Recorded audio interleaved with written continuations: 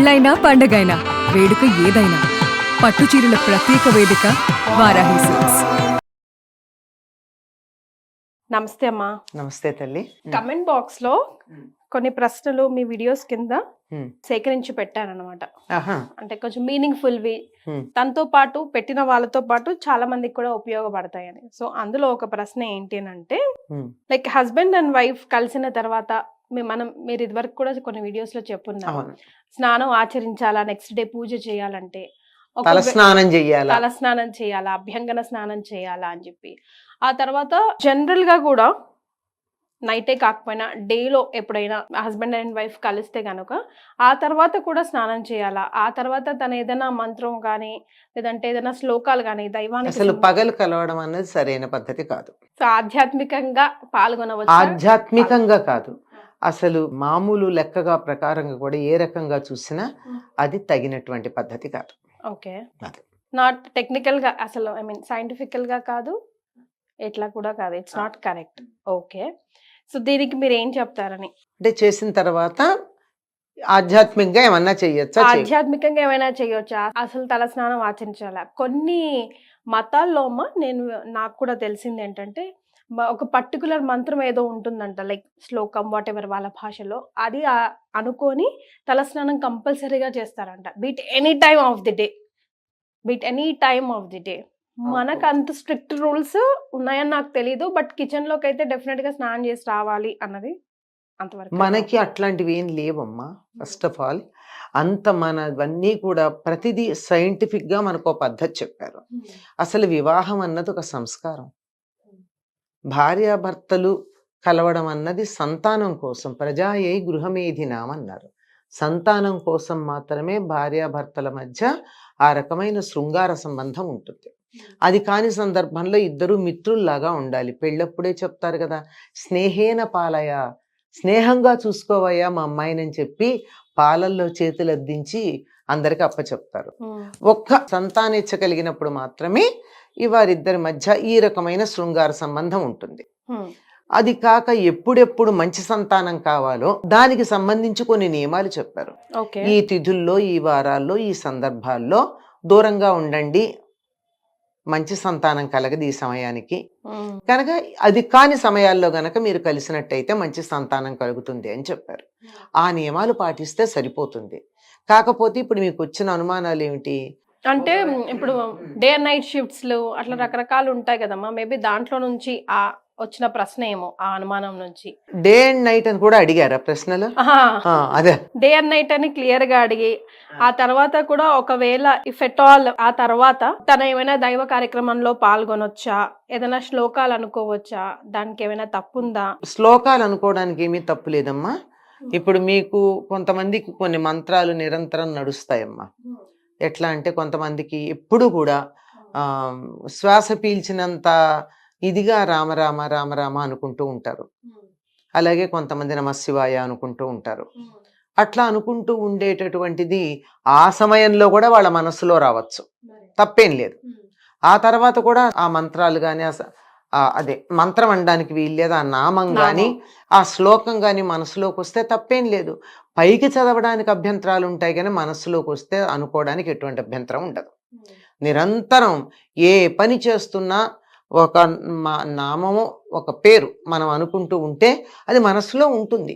అంతెందుకు, మనం ఏదన్నా ఒక సినిమా చూసేస్తే ఒక పాట ఉంది, ఆ పాట మనం నిద్రపోతున్నా, పని చేస్తున్నా, ఏం చేస్తున్నా ఆ ట్యూన్ మనలో తిరుగుతూ ఉంటుంది.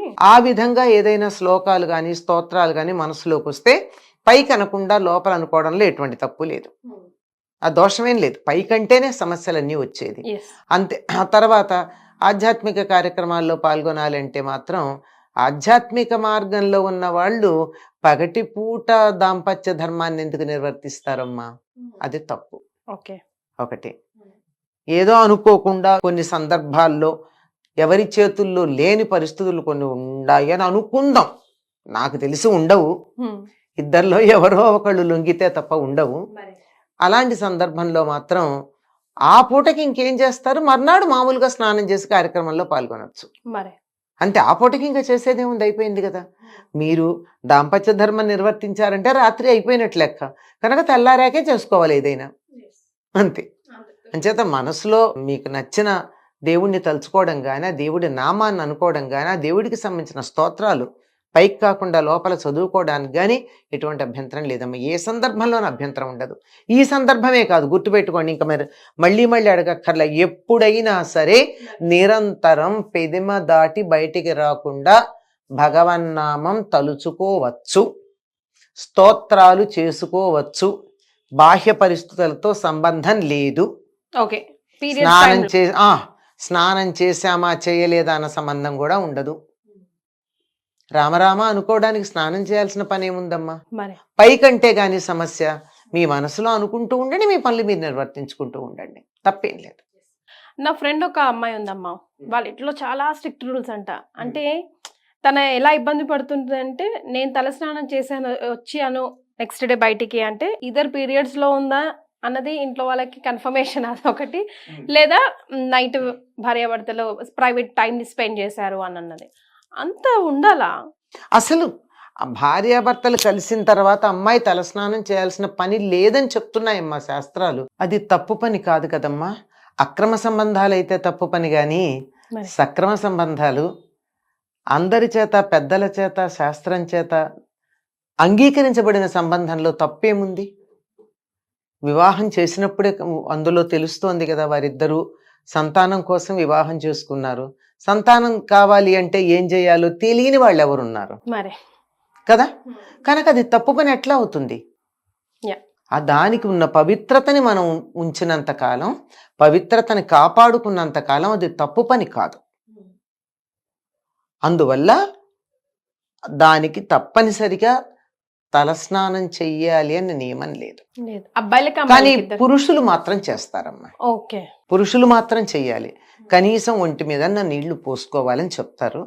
అంటే ఇంట్లో రోజు నిత్యం, ఆ తర్వాత కూడా రోజు దీపారాధన వాళ్ళే చేయాలి కాబట్టి వాళ్లే చేయాలి.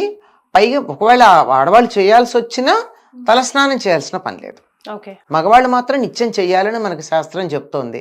కానీ వాళ్ళు ఏం పాటించరు, కానీ ఆడవాళ్ళు ఏం చేయాలో మనం రోజు చెప్పుకుంటాం కదా.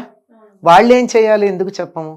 అంచేత ఏమవుతోందంటే ఒక పార్టే మనం ఒకదాని గురించి ఎక్కువ హైలైట్ చేస్తున్నాం తప్ప రెండో దాని గురించి కూడా చెప్పుకున్నప్పుడు సమగ్రమైన అవగాహన ఉంటుందమ్మా.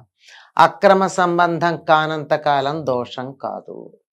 మంచి సంతానం కావాలంటే మాత్రం నిషిద్ధ సమయాల్లో భార్యాభర్తలు దూరంగా ఉండడం మంచిది. చేత ఆ సమయంలో దైవం గుర్తొస్తే మరీ మంచిది. దైవభావన కలిగినటువంటి సంతానం కలుగుతుంది.